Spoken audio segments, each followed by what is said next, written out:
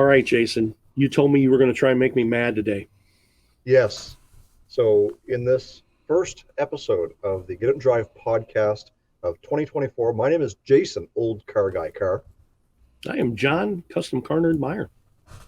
Today, we're going to talk a little bit of shop talk, and we're getting on the subject of words that are more commonly mispronounced than they ever should be because people think they're smarter than they are. So, John, I've got a list of, a dozen or so words that we're going to kind of just skim through and have a chance to talk a little bit about each. But I first want to welcome everybody back to the Get Out and Drive podcast. We're happy to be back, John. 2024. So we've got lots of things planned for the future of the Get Out and Drive podcast. We've got some additions. We've got a few things that we're maybe taking away, but in the end, we want to grow our brand. And in order to do that, you've got to make changes. We've been doing this now we're going on our fourth season of the Get Out and Drive podcast, and we want to make it big. What do you say, John? I want to make it big, and I want to make it huge. If people haven't heard about me yet, they're gonna. So the first item on the list of shop talk words is a common one. We've all heard in the news that catalytic converters are big in the industry for theft. But most people don't even know what they are because of the way that people describe them. John, how do people describe these catalytic converters? Usually it's a little button on the dashboard, and if you can't afford a Cadillac, you just push your button and it converts the car you're driving into a Cadillac. Hence the name Cadillac converter. Cadillac converters. So Cadillac converters are pretty common. They're getting stolen and sold at the scrap yards. And actually, you know what? Right now, the scrap yards aren't even buying them because it's like a die packs and a bag of money. All of a sudden, the cops come find out that you've got these things, and it's a hot potato. Nobody wants to touch catalytic converters. Therefore, as of right now, in early 2024, the value on catalytic converters is crap, to be honest. I cut the hole in mine and I take the palladium out myself. Yeah. And what do you do with it? I have a palladium watch. I made a palladium watch, and it's amazing. Did you hear that guy that was he was vacuuming the highway? No. And recovering all of the metals, valuable metals and things. He would vacuum cracks in the highway and everything, and he would recover valuable metal, things that were from the Cadillac converters. Because Cadillac uses premium products when they build their cars. Correct. You guys know that I'm in the automotive business.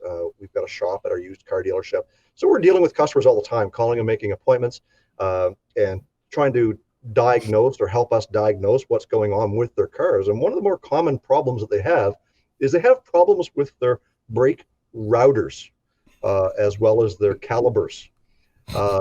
Caliber was a product Dodge made in the late 2000s that was a piece of shit. But at the end, oops, sorry, I didn't mean to say that. Paul, you'll have to edit that out. The caliber was a piece of junk that Dodge made in the late 2000s. It is not, and has never been, part of your braking system. Now, how do you spell brake? Because I look at all of these on Marketplace, and they're spelled. These brakes are perfect on my car. My brakes are bad. I hate looking at that. And you look at that and it says that my brakes are bad. It says BREAK. Yeah, so that means that when you take your 15-minute break at work, you're not allowed to have your cigarette, or you're not allowed to have that drink of beer because my brake was bad. No, guys, brakes, BRAKES, when you're referring to the brakes on your car, not BREAK, which means take a break, chillax, have a smoke, have a glass of water, drink, whatever. That's a break. You said you had a term that was going to make me upset. Yeah, so you guys all know that I've been recently working on the Yugo, trying to get the Yugo ready for sale because we weren't going to do the motor swap from the Toyota into the Yugo. So I took the old Yugo motor and I put it back in the car. And I got the motor running. No. Stop right there. What is a motor? The part in the end of the hood of your car that makes your car go. No. gas, No, air, no. Here you're here telling everybody you have definitions on how to use words correctly, and you're using that word to describe an engine. motor, engine, The whatever. hell is, dude? Come on. Now listen. I was in No, shop look, class. you're not one of those guys. I am. I was in shop class, and I got my ass handed to me by my shop teacher. Motors run refrigerators, engines run cars. 6 of one, half a dozen of the other. Is the drivetrain in your Yugo electric? I certainly hope not. No. Engine. But it's the same thing. I mean, we can generalize. We can just be general. Next, you're going to tell me it has NOS on it. Well, not yet, but it may have. No, we may put a NOS kit on it. Stop it. It's only got 55 horsepower. We got to boost that up somehow. We're going to put a 50 shot of NOS on that thing. Stop it. You're making my eyes hurt. Well, how can you even sit there and give people the right terms? You aren't even giving them the right answer. Look, I've got a whole list here of right terms. I mean, catalytic converter, rotors, caliper, motor. No. We usually get along, but you need to quit. I mean, come out. If you guys haven't figured it out by now, I'm certainly pulling John's chain, and it is huge that in car talk, a lot of guys just, I mean, they just throw motor out there. We all know exactly what that person's talking about when we say motor swap or how much horsepower that motor got and this and that. We all get it. We all know exactly, and most people don't bother correcting. But then there's John, right? So if you're having a conversation about a motor swap on your Yugo, well, damn well be expected that he's going to jump in there and tell you how wrong you are. I will accept the fact that you spell neighbor with too many vowels. You're my favorite. Right. Co-host. Neighbor, favorite, too many vowels. But I just draw the line. I will not stand for motor engine swap of the words. But what happens when you step on the accelerator of that motor? It is exhilarating. It depends on what car you're driving. It depends on what car you're driving. The Yugo, by chance, now that it has, like, what is it, double the horsepower now? Oh no, it's like the stock engine's back in it, so it's still just 55. Again, that leads us into the torque. So it's got 55 horsepower and it has 51 foot-pounds? Well, that's what I hear. I hear everybody says foot-pounds. Pound-feet? Like pound-feet is correct. It seems like, probably about 20 years ago, it was foot-pounds of torque. It was foot-pounds of torque, regardless of whether you were talking about an electric motor or a gas motor. It was always foot-pounds. And then all of a sudden, political correctness came along and changed it. This isn't the French language where we just take words and put them bass-ackwards and start saying, it's not New Brunswick anymore. It's Brunswick New, or maybe it's foot-pounds, pound-feet. It is pounds. It is pounds-feet of torque is the correct English term for that. I gotta go check my torque wrench to see what my torque wrench is set at. Is it set for Yeah, foot you pounds? gotta go look. Pounds feet. It is pounds feet. How many pounds per foot? That's the greatest topic of conversation is horsepower. Back in the day, horsepower was measured by the amount of force that one horse could pull. But whose horse? Was it your 3-year-old horse? Was it my 30-year-old horse? Chances are they were pulling different powers. So I want to measure my horsepower by your young horse, not my old one. That's true. And I love seeing the original diagram for horsepower that the horse pulls horizontal and it goes on a pulley and it shows it pulling a weight and it shows exactly how that works and how that measurement is measured. I don't know. I'm just a guy. There's a reason why I have a podcast and why I'm not out there teaching people what foot-pounds and pound-feet and motors and cars and stuff is.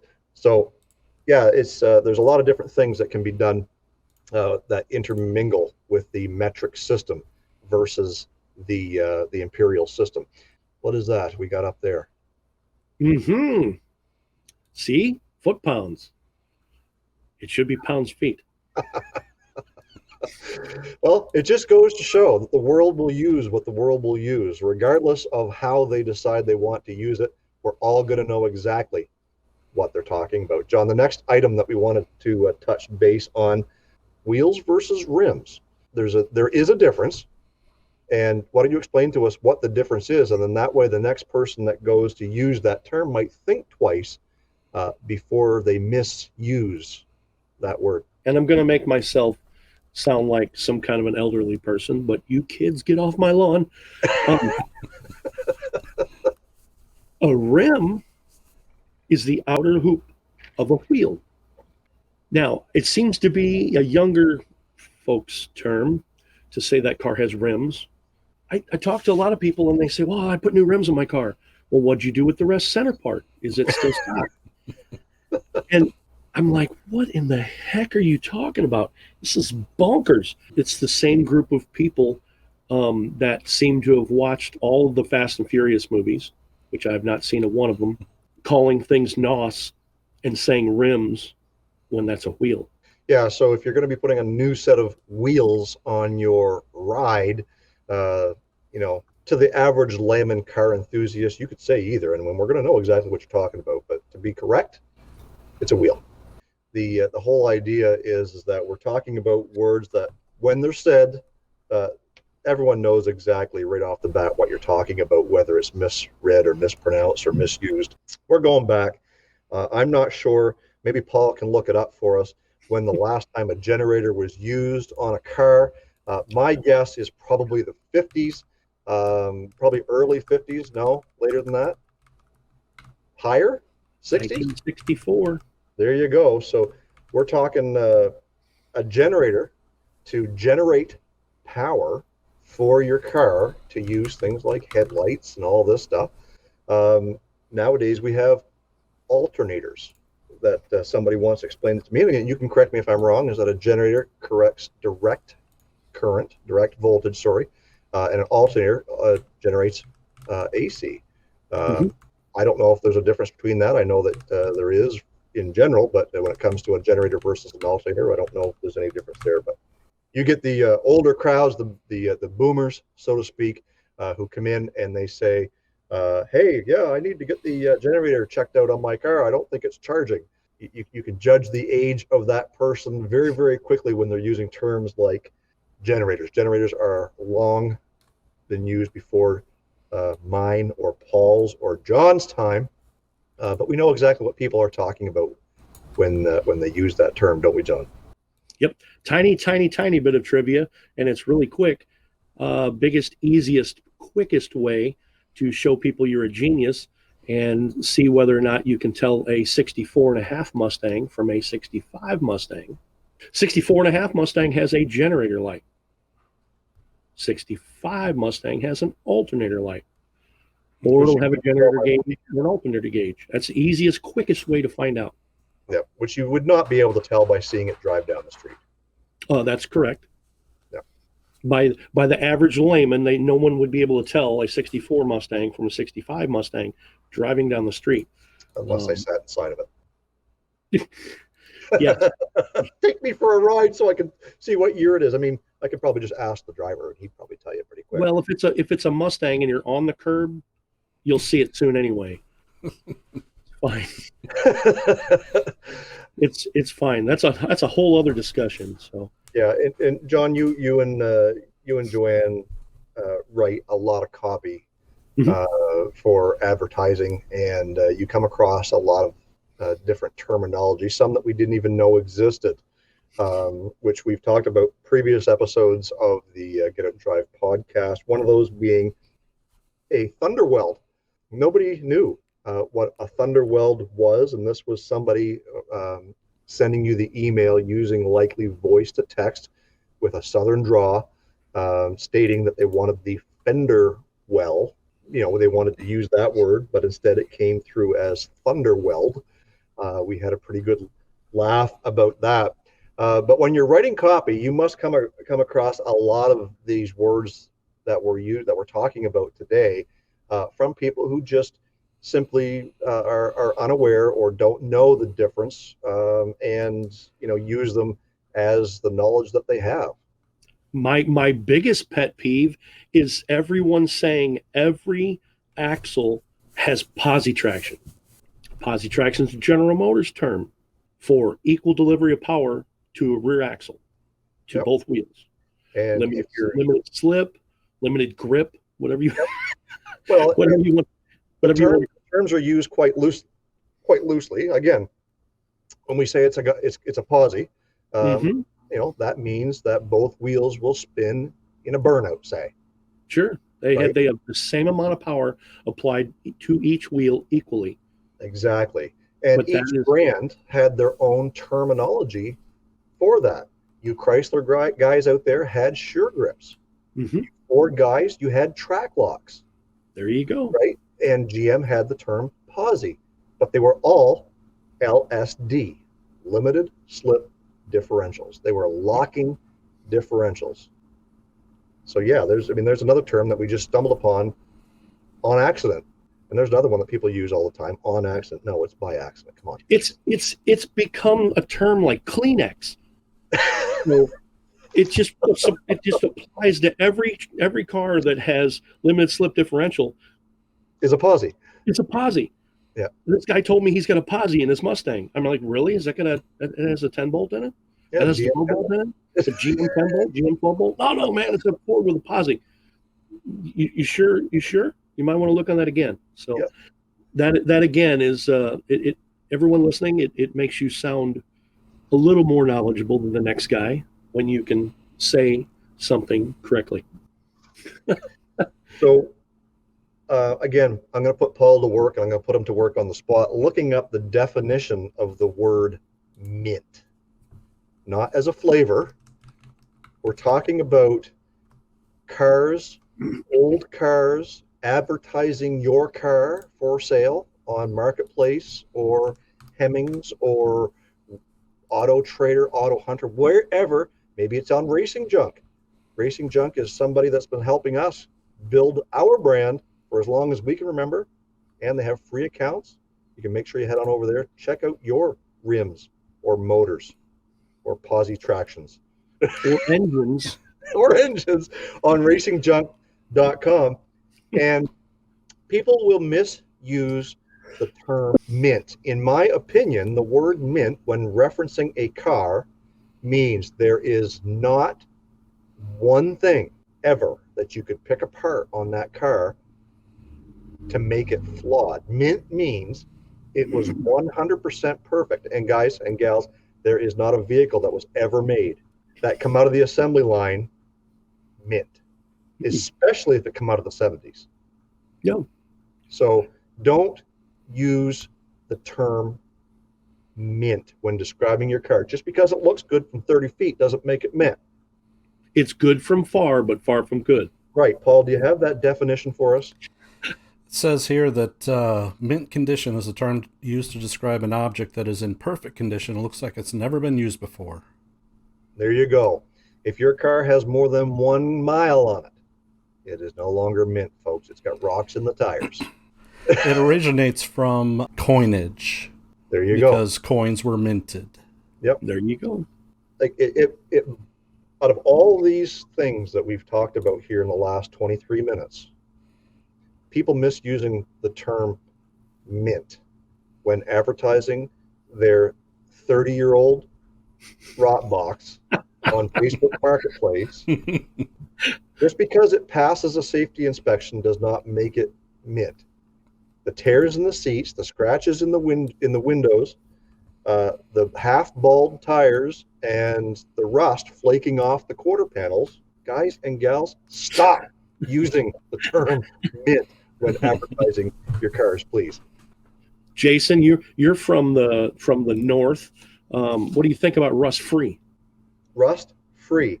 It absolutely is. There's no extra charge for rust when it appears on your salt belt vehicle. Look, if you live in the salt belt, if you drive your vehicle, there is no such thing as rust-free, right? Must be None. one of those translations from the French Canadian. Must be. Right? Free rust. It's been reversed. Yeah. It does. You're going to get your car if it's 20 years old. It doesn't even have to be 20 years old. In 5 years around here, cars are rote because of rust. So you do not own a rust-free anything. It's free rust, but it is not rust-free. Oh, shoot. We really could go on about these topics for hours. We could waste all the time we wanted to talking about this. The point of having this episode was just to share with you guys some of the comic relief that we deal with on a daily basis. John and his wife, they write copy, advertisements for vehicles of people who want to sell their stuff. I'm in the used car business as well as in the service business for vehicles. We hear these topics all the time. We wanted to share some of them with you, and I know you guys have heard them. I know that you guys have used them. And if you're offended by what we have to say, I'm sorry, but I'm not sorry. This is just the way it is. When I need to know what other people hear. Like, I got to know what other people have to have more and more and more of these things, because I can guarantee the second I turn the mic off, I'm going to remember more. And whoever's watching, you have to make sure you come and tell us the stupid crap that you've heard from lawn chairs behind cars in the car show and hanging out and reading on Marketplace. And you just I can't even take it anymore. So if you guys are watching this, and depending on the platform that you're watching on, you may be able to comment. So if you're able to comment, tell us down below some of the things that we may not have touched today. These words, these crazy meanings, these crazy things that we're talking about. But also, if you're listening to it on a podcast format, you got no way to comment other than to go to our website, getoutandrive.com. If you scroll all the way down to the bottom of our website page, you'll see there's a spot that you can actually record a message to us and let us know exactly how you feel. If we get enough of these, we will do a part 2 to this episode, and we'll talk more about it. We would love to. We have a lot of fun doing this. But as it sits right now, John, I have got to get back on the motor on the Yugo, so we better end this episode really, really quick, because it's not going to get done just sitting there. So, John, you have fun shaking your head on the other end. I've got to run. Look, I know everyone wants to get out and drive, but it's been difficult with the price of gas lately. But get out and drive doesn't have to mean physically driving your ride. Get out and drive means sharing your auto repair skills with the next generation. Hashtag, what drives youth? Get out and drive means watching a classic road trip movie or something with a cool chase scene. Get out and drive means hosting a car show or a cruise. Get out and drive means working on that project car to get it ready to get out and drive. Get out and drive means get those toy cars, Hot Wheels, remote control cars, and die casts and burn up the pavement. Get out and drive means supporting organizations that help keep the automotive industry and hobby alive. What does get out and drive mean to you? Hit us up on our listener hotline, be the first to know what's happening, get industry news, and grab your Get Out and Drive merch. Connect with us on social media. Find us on Facebook, Instagram, and TikTok. Follow us on Twitter at Get Out and Drive Pod. What drives you?